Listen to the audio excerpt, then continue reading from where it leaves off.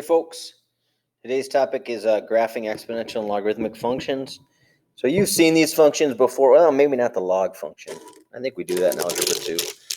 Yeah, you've seen it in Algebra 2. You probably don't. I mean, that was the introduction to it. But I want to talk more about how exponential functions behave, and then after we kind of understand how this works, then we're going to apply it to these log functions.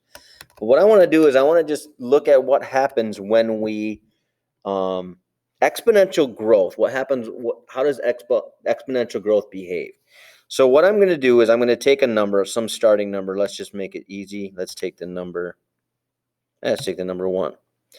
Okay, now I'm going to take that 1 and I'm going to multiply it by certain amounts of, let's just use 2. So I'm going to times that number by 2. So this went up by how many? Went from 1 to 2, so it went up by 1. The next one went up by 2. Next goes up by 4. Next goes up by 8. What's happening each time I times by 2? What is the growth changing by? It's not changing by 2. It's doubling the amount that it grew before. So my point is exponential growth, as you go further and further out on the x-axis, the further and further that growth is apart. So if I hit this a bunch of times, look at this, by this point, this is growing by 4,000. When the first time I hit times by 2, it only grew by 1. Remember, it went from 1 to 2. It grew by only one value. And now it's growing by over 4,000 after, I don't remember how many times I hit enter. So my point is exponential growth, as you're growing, the growth grows. That's different than linear growth.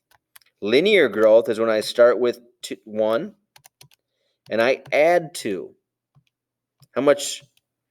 I've hit enter a bunch of times, and how much is the growth changing? Up by 2, up by 2, up by 2, up by 2. That's linear growth. That's why this thing's called slope. So exponential growth, as you grow, the growth grows. Well, let's look at what happens when we go the other direction. So when I times by, I'll just use, so 2 to the first, 2 to the second, 2 to the third, 2 to the fourth. See how these numbers are just getting bigger, and the gap between them is getting bigger as well. So this went up by 4, this went up by 8, this went up by 16. Now let's go the other direction. So 2 to the first, 2. 2 to the 0th, well, everyone should know what that is, 1. And we'll talk more about that. That turns out to be our y-intercept. Now what happens when we do 2 to the negative 1? We get 1/2. Why does that make sense? Well, that should make sense because 2 to the negative 1, negative exponent means flip or reciprocal. So that 2 to the first is 2, but then it gets flipped over into 1/2. 2 to the second, to the negative second would be 2 to the second is 4, flipped over is 0.25. 2 to the negative 3 is 1/8 or 0.125. So notice what's happening as I keep raising these to higher and higher negative exponents. That's e to the negative 5. That means 0.000003. So the point is, as x gets further and further towards the negatives, what's happening to my values, they're getting closer and closer to 0. And that's why we get this graph, 2 to the x. I'm going to make my window something smaller. You don't have to graph this, you can just watch. And that's why we get this graph. This is what the logarithmic graph looks like. So remember what was happening when I was multiplying by 2, the gaps were getting bigger. So it didn't go up linearly, it went up exponentially. It got up bigger. The gaps between each one of these values, when I trace to 1 to 2, goes up 1 to 2 to 3. Those gaps between those y values are getting bigger. And when I go the other direction, negative 1, negative 2, negative 3, these y values are getting closer and closer to 0. So what am I looking for when you graph? I'm looking for 2 things. I'm looking that well, 3 things technically, but really it's only 2, because if you mess up the curve, that's on you. It turns out, so let's first of all, any base, let's put x to the 0 in there. What's anything to the 0th power? It turns out to be this worth 1. So this value here ends up always being my y-intercept. My y-intercept is always 0, comma, a. Because when you put in 0 for x, let me get a brighter color. When you put in 0 for x,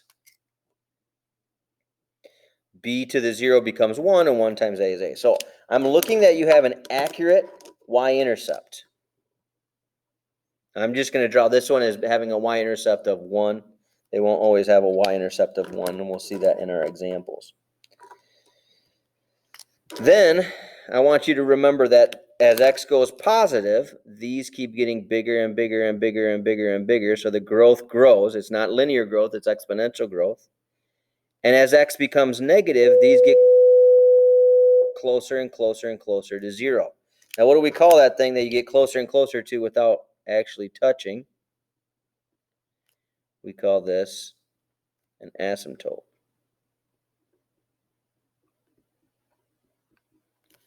So what am I going to be grading you on? That's always kind of the question. What are you looking for, Stucky? I'm looking that you have an accurate y-intercept. You have the asymptote, an accurate, and then the curve, basically the curve drawn asymptotically. You don't have to draw this asymptote line. You just have to make sure that the asymptote is in the right spot. All right, so let's get into it. Let's look at some examples and go from there. So here's our function, 2 times 4 to the x. So this 2 ends up being my y-intercept. And I can tell that because all y-intercepts have a 0 for x. So when I put 0 in here, 4 to the 0 is 1. 1 times 2 is 2.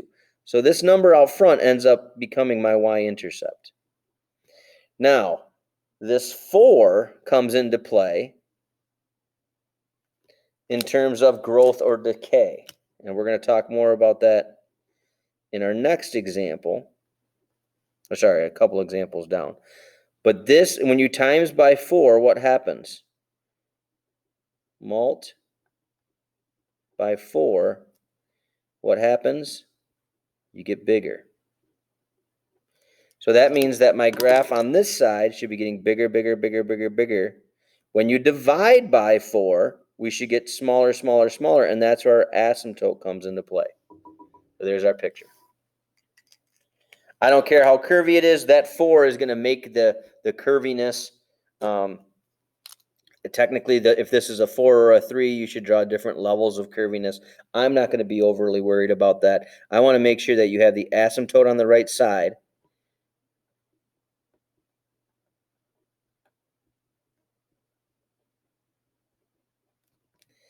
And that you have that the other side is growing exponentially. All right, let's see how you do with the next one. It's a little bit sneaky. Start off by identifying your y-intercept. Put in 0 for x. So the y-intercept is not 3. Some people see the number out front, they say, oh, boom, that's my intercept. Now, that's true. The coefficient is the number out front. The 3 is the base, so you have to be a little careful. What coefficient is out here? That's a 1. So my y-intercept is at 1. When you multiply by 3, do things get bigger or smaller? When you multiply by 3, things get bigger over time. So I'm going to start low and grow. And then moving on, we're going to talk about ones that have, you remember what these pluses do? This should be old news. These are shifts. So our shift is opposite x, same y. So this is going to shift me back 1 on the x. This is going to shift me up 1 on the y. Can I squeeze that in there? Opposite. Same. And then now from here, you want to pretend like this is your new 0, 0. Don't overthink it and try to go back to the origin. We've shifted, which means we've shifted our whole picture. So now our y-intercept, 3 is still the base, so our coefficient is 1. So our y-intercept is 1. But I'm going to call it, quote, the y-intercept, because it's not really the y-intercept, it's the shifted y-intercept. So I'm going to go pretend like this is 0, 0, and this is the point that I'm going to highlight. So my base is 3. When you times by 3, things get bigger. So I'm going to grow over time. Notice where my asymptote was. I'm asymptotic to this line now, not the x-axis, because we've shifted everything up one space. Shift is on again. So I'm going to do the shift. Let's get that out of the way first. So the shift is on. I'm just going to quickly do this. We've shifted a lot. Back 1, up 2. I'm going to kind of cross those out, show that I've done it.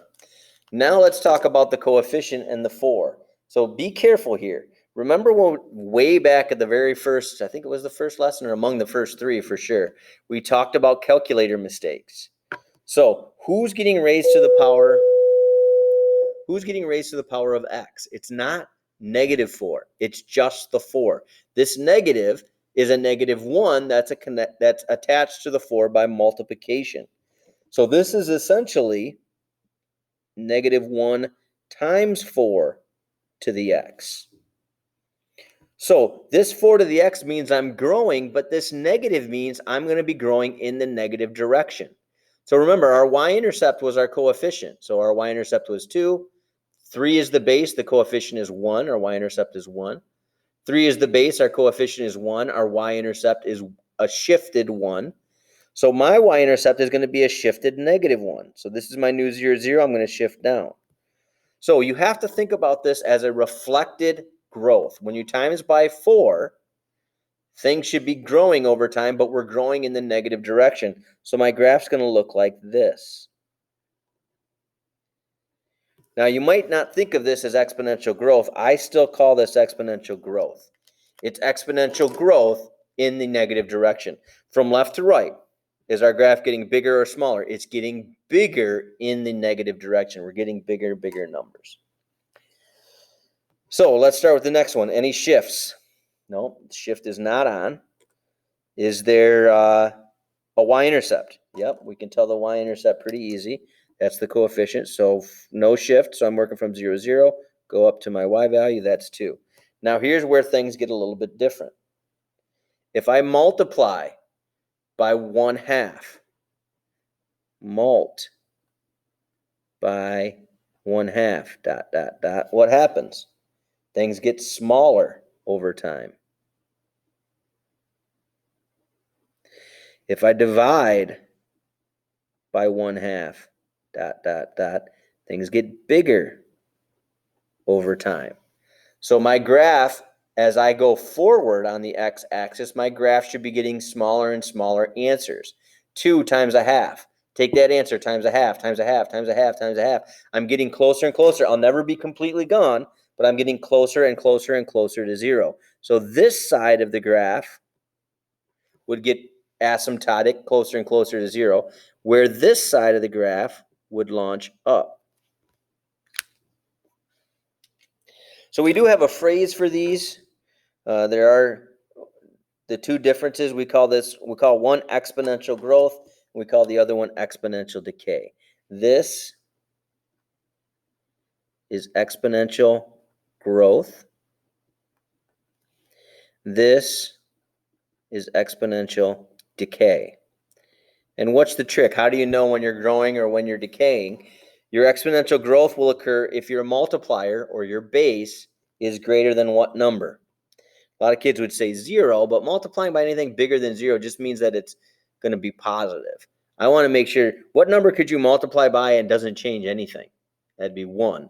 So if you multiply by anything bigger than 1, if your base is greater than 1, you're going to be growing. Exponential decay is anything, and I'm going to be a little picky here, anything between 0 and 1. The negative part, all that does is reflect your graph. So if your base is smaller than 1, I'm going to say it's smaller than 1, but I'm really implying that it's smaller than 1 and greater than 0. So let's look at one that's like that. So first of all, the shift is on. I'm going to encourage you to do your shift first. All right, so this thing has been shifted back 2 on the x, plus 1 on the y. From my shifted origin, My coefficient is -1, so my graph's going to be in the negative direction. Now, I'm multiplying by 3/4. So over time, when you multiply by 3/4, you're going to get closer and closer to 0. So as I graph this, I want to get closer and closer to 0 from the negative side. So this, to me, is still exponential decay. And some people argue with that because which way is my graph going? My graph is going upward, but that's not the way you want to think about it. You want to think about it in terms of, are you getting closer to 0 or are you getting farther away from 0? If you're decaying over time, and when I say over time, I always mean left to right, your graph should be getting closer and closer to a height of 0. This is getting closer and closer to a height of 0. I know that's 1, but it's a shifted 0. All right, so that's kind of the meat and potatoes. We're going to do now all the same stuff, but we're going to do it with logs. Log is the reflected graph. Log is the inverse of exponential. So just like when you started to learn addition, then you had to learn this thing called subtraction. It's the inverse of addition. Then you finally got this thing called multiplication mastered. You're feeling good about yourself. And then teachers introduced this thing called division. And you're like, holy crap, how do I do this? So if you're confused about what a logarithm is, just think about it as the inverse of logs are the inverse of exponentials. And this will make a lot more sense when we get into solving log and exponential equations. But they're the things that undoes to the. Like the thing that undoes 4 to the is this thing called log base 4. So the inverse graph, this is the inverse of f of x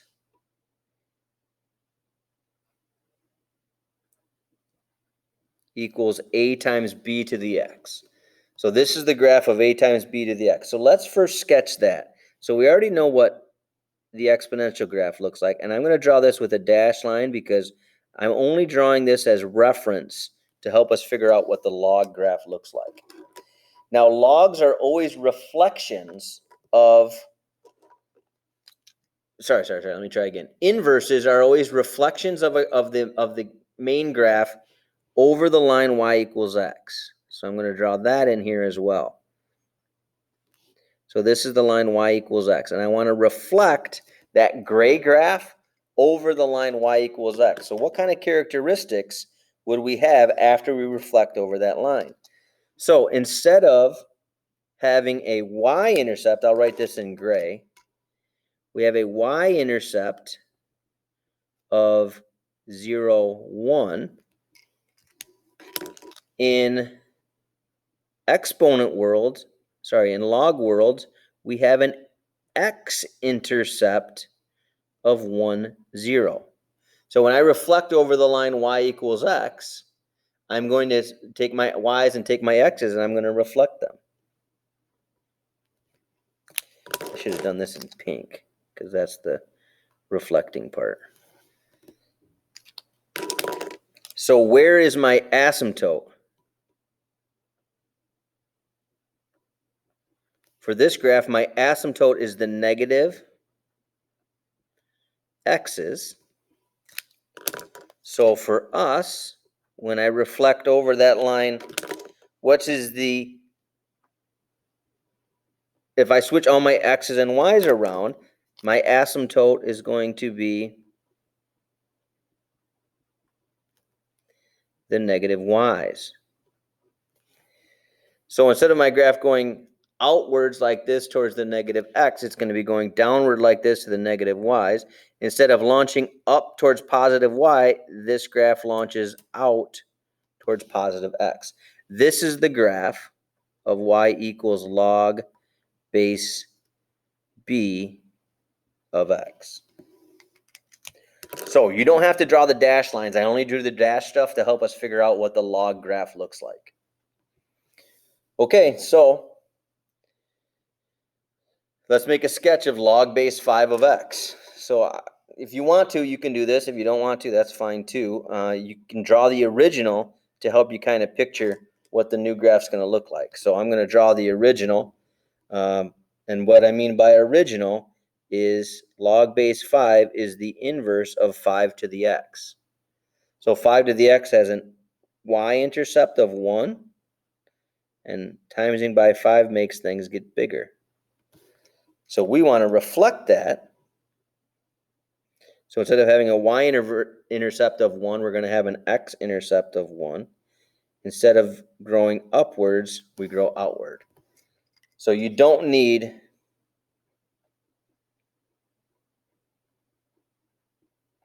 this if you don't want to. It's not needed. If you want to draw it to help you picture what the inverse looks like, go for it. It's just a reflection over the line y equals x.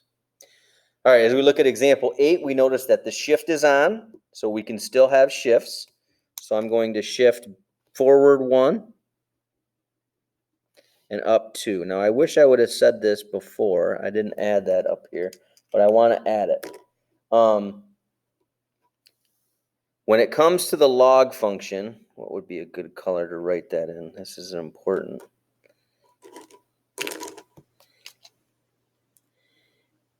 The x-intercept is always, always, always 1, 0.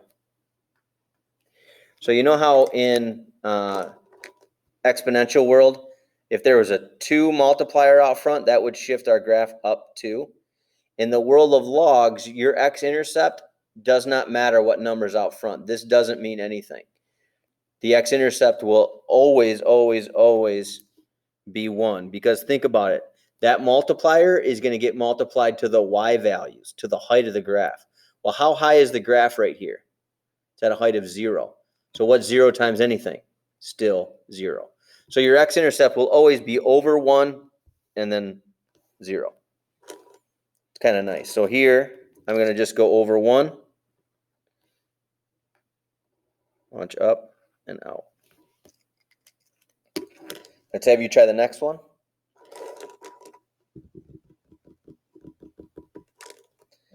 All right, let's see how you did. So first of all, the shift is on. So I'm going to shift back 1 on the x and nowhere on the y. So that's kind of nice. I'm still using the x-axis. Now, when it comes to logs, your x-intercept is always, always, always over 1. I don't care what's out front. Now, this negative, though, does mean reflect. So instead of starting low and launching up and out, we're going to start up and launch down and out. Now, I'm going to make a prediction here. This is going to be something you're going to go to the homework, you're going to look back at your notes, you're going to be able to do it pretty quickly, and then a week from now, you're going to look back at this and say, wait a minute, how do I do this again? So this is one that it's worthwhile to go back and double check with, practice a couple times, or at least review a couple times, especially on the PQs.